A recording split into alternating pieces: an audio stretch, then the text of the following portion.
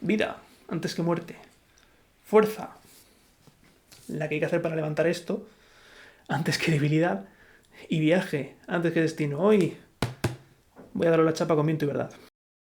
El antecedente que teníamos era un poco el héroe de las eras, el metal perdido. Se cerraba por primera vez un arco del archivo de las tormentas. Y yo creo que la expectativa también ha jugado un poco con nosotros en el sentido de que todos teníamos muchas grandes ideas, muchas teorías. Los meses previos han sido una tormenta eterna, una alta tormenta de teorías, de por dónde podían ir las cosas. Y Sanderson tenía que estar a la altura de eso. Era uno de los grandes retos que tenía por delante en este quinto libro. No ha sido fácil. Es un libro que no ha sido tan bien recibido por lo que he podido ver en la comunidad, aunque hay de todo, como los otros cuatro primeros libros del Archivo de las Tormentas. Es verdad que es un libro distinto a los otros cuatro libros. Creo que en este libro una estructura ya es por sí distinta debido a lo que pasa al final del ritmo de la guerra. El libro está estructurado en 10 partes, por lo que ya digo, por ese acontecimiento del final del cuarto libro, lo cual hace que la estructura ya sea un poco distinta. También los interludios son más breves en este libro. Es un libro también que se centra, yo creo, más en mucho en el lore de Rorschach, en dar mucha explicación a todo lo que ha ido planteando en los cuatro libros anteriores, lo cual tiene sentido. Y es verdad que también se cierran muchos arcos de personaje y eso al final hace que el libro no tenga ese pozo, ese trabajo que a lo mejor sí se veía, trabajo en el sentido de dejar las cosas macerar, ¿no? Como pasaba pues en El Camino de los Reyes, en Palabras Radiantes o en Juramentada o en El Ritmo de la Guerra. Creo que eran libros que se tomaban más su tiempo para ir poquito a poco cocinando las cosas. ¿Significa eso que no pase en el quinto libro? No, evidentemente también hay una fase de meseta, son 1400 páginas de libro, no puede haber acción en todos los momentos, pero sí que es verdad que es un libro que intenta explicar muchas cosas, intenta darte mucha información constantemente de los personajes, del mundo, de todo lo que ha ido pasando en la historia de este conflicto que se nos lleva contando desde el primer libro. Y eso creo que también hace distinto aquí a Viento y Verdad. Comparándolo con los otros cuatro, yo creo que El Camino de los Reyes y Palabras Radiantes tienen yo creo que también un poco de nostalgia los que leímos, esos dos primeros libros. Yo creo que les tenemos mucho cariño y Palabras Radiantes es posiblemente el mejor libro escrito por Sanderson y de los favoritos de mucha gente. También por el ritmo. He de decir que Viento y Verdad tiene un ritmo bastante bueno, al menos para mí. No es mi queja. Un libro de 1400 páginas me lo leí en 2 semanas. Un libro que no tiene buen ritmo, no tardas eso en leértelo. Pero entiendo que sí que es un poco distinto a lo que hemos ido viendo en el resto del archivo. Yo cuando terminé Juramentada tenía la sensación de que si Sanderson hubiera decidido acabar ahí la saga, es verdad que con algún retoque más y con alguna explicación más, no hubiera estado mal. Evidentemente con muchos matices, pero creo que era un cierre bastante bueno al arco de personajes como Dalinar. Luego Kaladin se puede debatir un poco más, pero el arco de Dalinar queda muy bien ahí. Es verdad que luego en el ritmo de la guerra pasan otras cosas y tal. El ritmo de la guerra creo que una de las cosas que hace muy bien es plantear con los elementos que ya había cogido Sanderson en su momento, plantear nuevas cosas, nuevos retos, nuevas incertidumbres, por así decirlo. Y bueno, spoiler del ritmo de la guerra. Tenemos todo lo de los ritmos, todo lo de las luces, lo de los tonos. Creo que es realmente muy original cómo coge todos esos elementos que están desde el primer libro, les da un poco la vuelta y de esa manera Sanderson puede jugar a plantearnos cosas que hasta ahora no había podido plantear. Creo que en Viento y Verdad eso no lo hace tan bien. Creo que en Viento y Verdad salen cosas o aparecen cosas que ahora desarrollaré en el apartado de spoilers que quizás no han tenido tanto desarrollo y que han tenido una parte muy importante, un rol muy importante en este quinto libro. Entonces haya podido flaquear un poco. Luego es verdad que el hecho de que sea un libro que tiene que constantemente cerrar capítulos, que tiene que cerrar personajes y tiene que cerrar arcos, afecta a la profundidad con la que vemos cómo se tratan los temas de toda esa historia. Entonces, También entiendo un poco que en ese sentido no haya gustado tanto, aunque ya digo, creo que hay críticas tanto buenas como malas. En mi caso, me ha gustado bastante el libro. O sea, vuelvo a repetir, un libro que te lees en 2 semanas, un tochazo como este, que son 1400 paginazas, si no te gusta no te lo lees tan rápido. Pero sí que es verdad que he notado mucha diferencia con los otros 4 libros, en el sentido de que en ciertos momentos no notaba que fuese tan hermano de El Camino de los Reyes, Palabras Radiantes, Una Mentada o El Ritmo de la Guerra. Y creo que es eso, creo que es un cierre de arco, creo que tenía que ser de esta manera y creo que tenía que ser distinto a su manera. Pero mi problema no es tanto la profundidad o la manera de escribir, más a lo mejor más apresurada, o incluso el tono en algunos capítulos que también se puede cuestionar. Por ejemplo, hay palabras que no sé si se encontrarían en Rorschach o en un libro de alta fantasía, ¿no? Pero bueno, creo que eso no es lo que a mí no me ha hecho darle a este libro un sobresaliente, como a lo mejor si se lo podría dar al Camino de los Reyes o a Juramentada o a Palabras Radiantes, incluso al Ritmo de la Guerra en un día tonto. Pero creo que el problema del libro, y es lo que yo creo que le baja un poco la nota, es que es muy conveniente en muchos momentos. Creo que hay momentos en los que hay armaduras de guión enormes, no agujeros, armaduras de guión con determinado personaje, que luego comentaré. Y creo también que es demasiado autorreferencial. Creo que hay cosas en este libro, no solo que se anticipan desde el principio del libro, y eso es algo que incluso el Héroe de las Eras, pues también hemos visto, pero creo que es a veces hasta recargado ver a los personajes pasar por situaciones por las que ya han pasado antes y que están volviendo a tener que pasar por ellas. De hecho, en el 4 libro, algo parecido le pasa a Kaladin. También Shallan, vemos como muchas veces las luchas internas que ellos tienen, pues sí, las vemos evolucionar a lo largo de los libros, pero en determinado momento se abusa del mismo problema. Y creo que eso es un poco lo que pasa aquí también. Desarrollaré ahora en la segunda parte de spoilers. Así que lo dicho, valoración muy positiva. Al final creo que Sanderson ha sabido darle... Yo creo que el cierre es satisfactorio, creo que nadie puede quejarse del final que tienen los personajes, ni del final de este primer arco. Creo que concuerda bastante con todo lo que nos ha ido planteando con los otros 4 libros, pero quizás la manera de llegar ahí no haya sido la mejor y quizás por el camino nos hayamos dejado algunas cositas que no han dado todo el buen aspecto que podría tener este 5.º libro.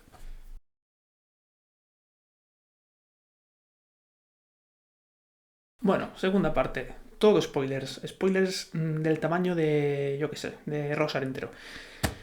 Vamos a hablar de qué va Viento y Verdad. Viento y Verdad es un libro que va sobre la moral, sobre la búsqueda del bien, sobre la búsqueda de la justicia, sobre la búsqueda de lo que es correcto, sobre la búsqueda del bien mayor, que le pregunten a Yasna. Y creo que en eso brilla bastante. Creo que es un libro, en ese sentido, bastante guay. De hecho, bastante profundo, te llegaría a decir. No solo con Seth, que es el protagonista de los flashbacks del libro y uno de los grandes protagonistas del libro, sino también con prácticamente todos los personajes. Lo vemos en Dalinar, también en su conflicto con el Padre Tormenta, lo vemos en la conversación de Yasna y Taravangian, que me parece el mejor combate del libro y es una batalla dialéctica. Es increíble ese capítulo. Y es un libro de cerrar el primer arco. He dicho antes que es un libro muy... que se spoilea a sí mismo mucho. En cierto modo ya lo hacía El Héroe de las Eras, con los epígrafes al principio de los capítulos que nos estaban contando realmente el final del libro. No sé por qué Viento y Verdad no lo hace tan bien. Creo que es demasiado la cantidad de información, la cantidad de sucesos que se nos revelan ya bien empezado el libro. O sea, tenemos la conversación de Hoyt con Kaladin de que no se van a volver a ver. Ya sabes que Kaladin o le va a pasar algo, o va a ascender, o vete a saber qué historias. También tenemos que Dalinar le deja a Kaladin, ¿no?, su herencia, la capa, la torre. Sí, son cosas que ya se anticipaban, ¿no?, digamos. Hay muchas pinceladitas que te va dejando Sanderson y que al final sí que las vas uniendo. El tema de Gavinor, por ejemplo, yo desde casi el principio me vi venir que podía ser el campeón de Odium. Y cuando vi que caía en la franja temporal está el reino espiritual, estaba más que encantado. Entonces creo que es un libro que ya desde ese primer día, porque el libro está estructurado en esos 10 días que faltan hasta el duelo de campeones, te deja ya caer muchas cosas de las que van a pasar. De hecho, los epígrafes de la primera parte del primer día son el metalibro, el Viento y Verdad, Caballeros de Viento y Verdad, que te va explicando pues un poco lo que ha pasado en esa batalla final, ¿no? Vamos a dividir un poco por tramas, porque hay varios sitios, varios personajes y varias localizaciones en donde transcurre todo. Por un lado tenemos la trama de Kaladin con Seth y con Syl, claro. Y es también un poco donde vamos viendo pues esa batalla que tiene el propio Seth consigo mismo. En una historia bastante triste, en una historia que te toca bastante, diría yo. Vamos viendo cómo desde el principio ha sido adiestrado para ser el soldado perfecto, cómo ha sido siempre adiestrado para ser un objeto, para hacer lo que le digan, y cómo es absolutamente incapaz de romper con eso. También como Kaladin, que desde que pasó lo que pasó al final del ritmo de la guerra, desde que pronunció el cuarto ideal y se dio cuenta de que va a haber gente a la que no va a poder ayudar, ha tenido una evolución enorme. Y sí que se siente otro Kaladin. Yo sí que siento otro Kaladin, siendo un Kaladin más consciente de lo que es, más consciente de la vida que tiene y sobre todo más consciente de sí mismo en el sentido, como en un capítulo él mismo dice, de que tiene que poder ser feliz, se merece ser feliz, ¿no? Y eso creo que hace mucho. Vemos un Kaladin, yo creo, más alegre, más distinto, más ligero, ¿no? Más ligero como el viento, un poquito, en este quinto libro. En ese sentido, que sea él el que ayude a Seth, el que sea un poquito capaz de sacarlo de... No de sacarlo, sino realmente de mostrarle el camino de que él tiene que empezar a decidir por sí mismo. Es un camino bastante complicado para Seth. Pero luego, claro, cuando vemos el final de Kaladin y el objetivo que él tiene, ¿no? Que no es otro que ayudar a los heraldos y finalmente ascender como heraldo, como el décimo heraldo, sustituyendo a Jezrien, pues es además el que tiene que ser, o sea, es que no puede ser otro, tiene que ser Kaladin el que los ayude.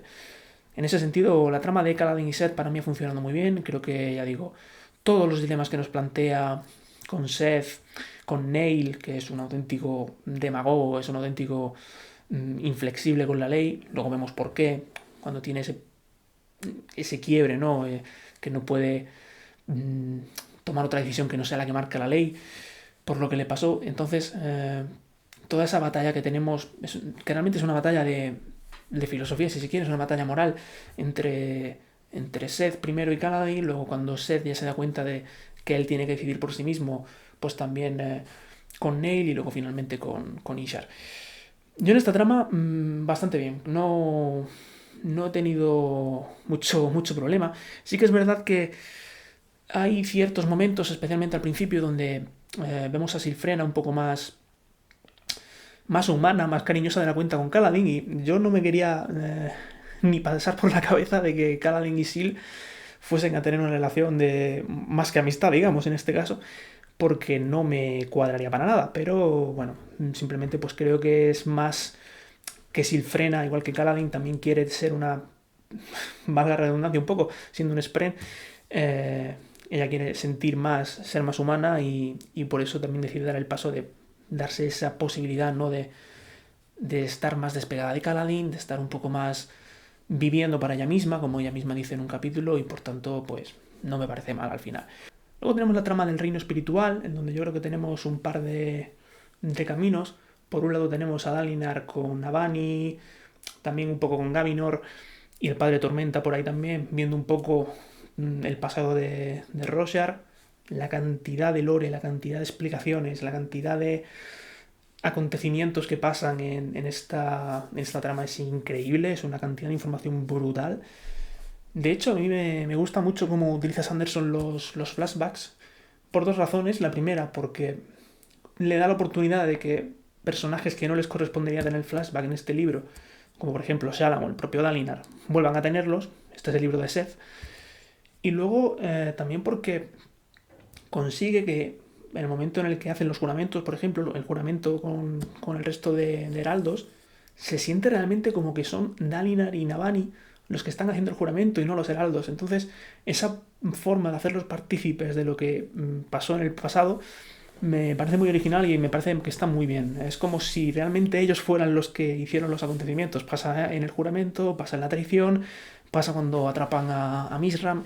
Entonces, en esa parte bastante bien. Luego tenemos por otro lado la trama de Shallan, los Sangre Espectral, Relain y Renarin. Tema de Bagado Mizram, van a la búsqueda de esta desecho, que es importantísima por el tema de los ojos muertos, por el tema de volver a que los Sprens puedan volver a vincularse los ojos muertos con los caballeros radiantes. No se sabe por qué, aunque en el libro pues te van explicando esa traición que sufrió Bagado Mizram por parte de Honor, que hizo que Honor fuese contra su intención y perdiese el poder y dejase a Tanabast. Entonces, muy interesante también la trama de Mizram. La trama de los Sangre Espectral con Shallan me parece que es un cierre perfecto para los dos, tanto para Shallan como para Enraise, como para Iyatil. Volvemos a ver las guaridas de los Sangre Espectral, donde van guardando sus objetos, donde van guardando sus secretos.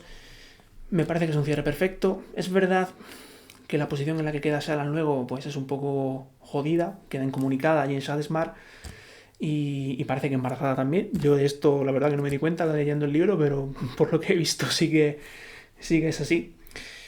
También tenemos la trama de Renarin y de Relain, que empiezan una relación juntos. Me parece que es una trama que está hecha para empatizar, sobre todo con Renarin, ¿no? Una persona que siempre ha estado un poco al borde de la gente, un poco aislado, un poco, digamos, con miedo al que dirán, y en este momento él se permite pues hacer lo que él cree que tiene que hacer y lo que siente, que al final es estar con Relain. Una de las cosas que pasa también en esta trama de reino espiritual es esa gran teoría que tenía todo el mundo de que Chanarak la Heraldo era en realidad la madre de Shallan y que su asesinato por parte de Shallan fue lo que en realidad dio origen a esta desolación, y es que es así. O sea, en este libro por fin se nos muestra eso y se nos muestra con pelos y señales. De hecho, hay un momento en el que se nos menciona que la madre de Shallan estaba en la boda de ella con Adolin. Yo tuve que ir a juramentada para ver si Sanderson había escrito sobre la boda, y no había escrito sobre la boda porque se lo estaba guardando para este libro. Aquí quiero hacer un poco mención a las expectativas y a las teorías. Creo que es un momento que si tú no has estado pendiente de teorías o no has sido tan... ¿cómo digamos? De hecho yo me incluyo aquí. Tan ávido lector como para darte cuenta de esto, yo creo que me hubiera pillado más de improviso y hubiera sido más chocante darme cuenta de esto si no hubiera estado, ya digo, tan pendiente de teorías, tan pendiente de lo que podía pasar en este libro. En ese caso, sí que es verdad que creo que aquí Sanderson lo tenía complicado para un poco igualar las expectativas que teníamos todos, pero bueno, creo que al final es lo que he dicho, casa muy bien con todo lo que se nos ha explicado, casa muy bien con todo lo que venimos viendo en los libros anteriores y no es raro, es simplemente pues otra teoría más que se confirma. En ese sentido creo que este libro lo tenía más difícil, y Sanderson también lo tenía más difícil, dar satisfacción a todas las cantidades de fantasías que teníamos en la cabeza, ¿no? Entonces, bueno, creo que era muy complicado estar a la altura, pero en este caso, sin más. Y vamos a la que para mí es la mejor y la peor trama del libro, y es la trama de Adolin en Azimir. Es una trama increíble. Lo que crece Adolin en este libro no es comparable a ningún otro personaje. Es un personaje que se come el libro literalmente desde el principio, cuando ves toda la diatriba mental que tiene con su padre, todo ese conflicto que tiene sobre si debe parecerse a él o no, sobre si es una buena persona o no, o sobre si él mismo es una buena persona por renegar de su padre. Esa trama me parece brutal. Luego, cuando está en Azimir, aparte de todas las batallas que tiene, que son increíbles, el momento mentor con Yanagao me parece también muy, muy, muy interesante. De hecho, la teoría que yo tenía cuando estaba leyendo el libro y cuando envía su espada a Maya a buscar Sprens para ayudarles en la lucha contra el bando de Odium en Azimir, era que Maya o Yanagaon iban a ser un poco los que le salvaran la vida a Adolin. ¿Por qué digo entonces que es la peor trama del libro? Creo que Adolin debería haber muerto en este libro unas 58 millones de veces. Vez arriba, vez abajo. O sea, me parece absolutamente exagerado la cantidad de veces que Adolin se salva en el último segundo, hasta el punto de que al final del libro, cuando vuelven a tomar el palacio de Azimir y vuelven a tomar Azimir de manera un poco así cogida con pinzas para que al final se mantenga del lado del bando de los humanos, podemos decir, es que no me lo creo. O sea, yo veo luchar a Adolin en la página 1200 y ya sé que no va a morir, porque es que lo has podido matar 4000 veces en este libro. Pasa al principio, no sé si pasa en este libro, creo que sí, porque es que justo me releí El ritmo de la guerra antes y tengo mezcladas algunas cosas. Pasa al principio cuando les atacan en Shadesmar, que se cae a las cuentas y no le pasa nada. Pasa cuando se le cae un tronador encima y, casualidad, lo único que pierde es la pierna. Luego lucha cojo en las acometidas de los fusionados y no le pasa nada tampoco. Después es capaz de enfrentarse a un fusionado como Abidi y tampoco le pasa nada. Es como... Yo quiero mucho a Adolin, sé que tiene mucho por delante en el sentido de que la trama de Adolin le queda muchísimo que explorar con el conflicto con su padre, ahora que Dalinar ha muerto más. Pero no entiendo por qué Sanderson nos pone a Adolin 57 veces en la situación más jodida posible para sobrevivir tantas veces. Es que no lo entiendo. O sea, ponlo una vez, que lo salven o Yanagaon o Mayanaran o la chica esta a la que enseña a luchar, pero no me lo pongas 200 millones de veces porque a la vez 201 no me lo voy a creer. Y yo acabé realmente fastidiado con esto, porque es algo que no ha hecho antes en tantas ocasiones. Anderson me da la sensación. Entonces, ¿por qué lo hace ahora? No lo entiendo. Y si fuera solo con Adolin, pero es que realmente, si te pones un poco a pensar, el precio a pagar de todo este sacrificio, de toda esta... del final, ¿no? Cuando Dalinar, pues bueno, renuncia a los juramentos, que por cierto, qué fácil es renunciar a los juramentos, también con Sigil, renuncia a los juramentos, deja que... vamos, se sacrifica, salva también a Gaminor en un acto que es de un honor increíble. Por cierto, la muerte de Dani la vemos un poco en off, pero en fin. Pero ya está. O sea, sí, Kaladin ha ascendido a Heraldo. Tienes a Navan en coma intentando salvar la torre. Y Dalinar ha muerto para que no... evitando ese conflicto con Odium, evitando cargarse Roshar y haciendo que las esquirlas de fuera de Roshar miren a represalia, en este caso, a Odium con casi todo honor en esa nueva ascensión de Taravangian para poder luchar contra él, ¿de acuerdo? Es un sacrificio increíble, pero es que realmente solo se ha sacrificado Dalinar. Que sí, que hemos perdido la luz tormentosa, es verdad que los Spren se han salvado de milagro, pero a nivel de personajes, se ha muerto Dalinar, Navan está en coma, y Kaladin ha ascendido a un semidios. Si lo comparo aquí con el héroe de las eras, pues tú me dirás. Creo que el sacrificio de Vin, de Ellen, hasta de Saced, es que es brutal lo que pasa en el héroe de las eras. Creo que quizás mis expectativas estaban tan altas en cuanto a que iban a morir 2000 personajes, que no es porque tengan que morir, sino porque creo que hay situaciones en las que Sanderson no tenía que haber puesto, en este caso, a Adolin. Entonces, ahí me ha fallado un poco la credibilidad del libro. Y ya digo, pasa con Adolin, pasa con el tema de los juramentos. Es súper fácil renunciar a los juramentos. El tío dice, renuncio a mis juramentos. Y se acabó, y ya está. Entiendo que en este caso los dos, tanto Sigil, que es al que vemos renunciar a los juramentos para salvar a su Spren, y Dalinar lo sentían porque es algo que tenían que hacer. Pero me parece que eso es algo que se ha notado un poco demasiado precipitado. Luego que Honor sea absorbida por Odium de forma tan fácil también. Es cierto que a lo largo del libro vamos viendo como las dos esquirlas se van poniendo en sintonía. Hay un momento incluso en el reino espiritual donde Dalinar ve como colaboran Odium y Honor para retenerlo allí. Pero hostias, que dos esquirlas que se han estado matando durante miles y miles de años de repente se fusionen. No sé si a lo mejor hubiera estado bien darle un poco más de desarrollo en libros anteriores, quizás, no lo sé. Y el tema de de Sigfield también lo quería mencionar, porque creo que pierde un poco de efecto al haber salido antes El Hombre Iluminado. Si hubiera salido después, yo creo que hubiera sido su sacrificio y su renuncia a los juramentos 48 millones de veces mejor que lo que pasa aquí en el libro. Porque ya sabemos, si has leído El Hombre Iluminado antes, cosa que recomiendo no hacer, no leáis El Hombre Iluminado antes de Viento y Verdad, leedlo después. Si tú llegas a Viento y Verdad sin saber que Sigfield después se ha ido de Roshar y tiene otro Spren y que ha renunciado a sus juramentos, porque me parece que también se menciona en ese libro, el golpe de efecto de lo que pasa en Viento y Verdad es brutal. Si tú sabes lo que pasa, como en mi caso, que yo había leído El Hombre Iluminado el año pasado cuando salió, pierde bastante efecto. Entonces, ahí me ha quedado un poco a medias. Y siguiendo con tramas, la trama de Jasna me parece lo mejor del libro, francamente. Es un personaje que me encanta. Pero es que las batallas dialécticas, los combates de oratoria que tiene con Tarabanyan es increíble. Y cuando Tarabanyan le saca las cosas que hizo en el primer libro, con aquellos dos ladrones o aquellos dos bandidos de Kharbrandt para demostrar a Shallan el poder que tenía, yo ahí me quedé absolutamente rotísimo. Dije, pero ¿cómo demonios va a sacar este tío algo que pasó hace 4 libros y se lo va a echar en cara a Jasna? Pues sí. Me parece lo mejor del libro, ya te digo. Me parece increíble esa conversación entre Tarabanyan y Jasna. El final que tiene Jasna es duro. Me parece que es un personaje que está ahora mismo rotísimo. Antes he mencionado que quizá hay muchos sacrificios y bueno, mentalmente aquí Jasna quizá tendría algo que objetarme.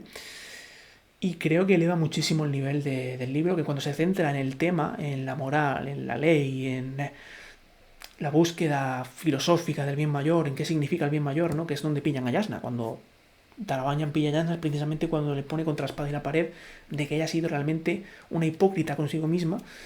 Esa parte es brutal, brutal. Por mencionar más tramas, no voy a mencionarlas todas porque se me queda el vídeo en 3 horas. La trama de Bentley, de los oyentes, yo pensaba que los iban a masacrar, literalmente, y cuando vi a él sin título, pues ofrecerles que se unieran a los fusionados, estaba prácticamente convencido de que los oyentes se iban a ir al carajo, básicamente. Nos han dejado tramas abiertas muy interesantes como lo de la Cuarta Luna. Yo no sé lo que es. A lo mejor ha salido por ahí alguien que sabe lo que es. Yo no tengo ni idea de lo que es lo de la Cuarta Luna, pero parece que quedan cosas en Roshar muy guays. Y luego quería mencionar también lo de los Sprens antiguos.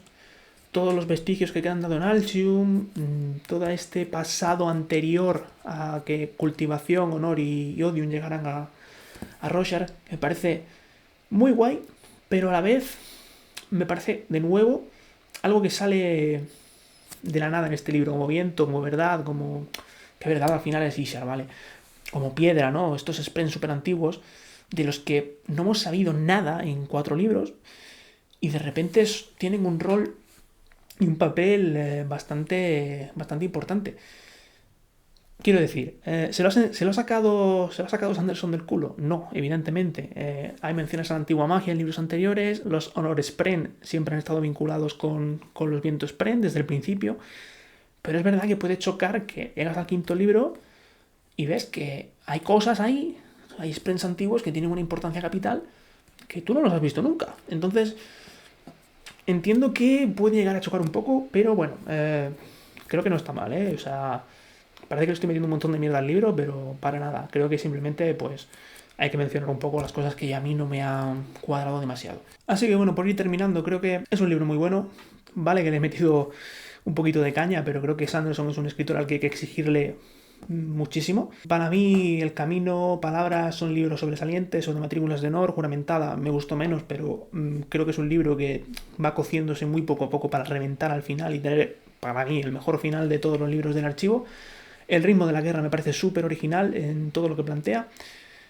Y este 5.º libro se me queda un poco por debajo. Pero ya digo, creo que es una mezcla de cosas. Creo que es una mezcla de las expectativas que yo traía de antes, la comparación con aquí el Mostrenco, el héroe de las eras, la comparación con los otros 4 libros, y que creo que no era fácil estar a la altura de el reto de llegar a las expectativas que todos teníamos, de que las teorías se cumpliesen, y sobre todo que tampoco es fácil un poco darnos lo que queremos, en el sentido de que muchas de las cosas que pasan en este libro de algún modo u otro las hemos visto venir, ¿no? muchas profecías, lo de Kaladin con la torre, la lanza y el paso que le da Dalinar. Lo de Gavinor más o menos también se ve venir. De hecho, hay algún susurro de muerte en el primer libro que medio te lo deja caer. Era muy difícil estar a la altura. Pero también digo, sí, a mí no me ha parecido tan bueno, habrá gente que le habrá encantado. A mí me ha gustado el libro, solo que no me parece tan bueno como estos. Pero vamos, que no pareciéndome tan bueno es un 8, 8 y medio fácilmente, ¿eh? Pero no nos preocupemos, quedan 5 libros más, queda otra era de Mistborn por delante para flipar. Yo no creo que Sanderson haya perdido el toque ni que este libro sea una absoluta mierda como he visto por ahí. Simplemente creo que ha bajado un poquito el nivel, pero porque se han juntado muchas cosas. Eso sí, por favor, Brandon, no abuses de poner a personajes que se salvan en el último minuto milagrosamente 400 veces y por Dios bendito, ni se te ocurra, porque esto me parece lo peor con diferencia, no revivas a Dalinar en forma de la espina negra. Porque es que entonces te cargas todo el sacrificio de Dalinar, todo el arco de personaje de Dalinar te lo cargas, todo. No tendría ningún sentido que en el sexto libro coja el Taravangian y resucite el recuerdo de Dalinar, como Tanabas con el Padre Tormenta, y lo pongas ahí a pegar espadazos por el Cosmere. Porque es que entonces ni el sacrificio en el tercer libro y el arco de personaje que tiene Dalinar con sus recuerdos, todo lo que pasa con Evi, todo lo que pasa en la franja, en la grieta y tal, se queda en nada. Y lo que pasa en el quinto libro y su sacrificio para salvar a Roshar y para darles una oportunidad para que las esquirlas sean conscientes del peligro que representa Taravangian, también queda en nada. Por Dios, no lo hagas, no se te ocurra resucitar a la espina negra. Lo dicho, y como dicen por aquí, viaja antes que destino. Quedan 5 libros. Este, a mí me hubiera gustado un poquito más de haber arreglado algunas cositas. Creo que es un libro que le falta un poquito de cocción, en mi opinión. Pero aún así es un librazo. O sea, quien diga lo contrario, bueno, pues es su opinión. Ya está, ya hay que respetarla. Nos vemos en el siguiente y viaja antes que destino.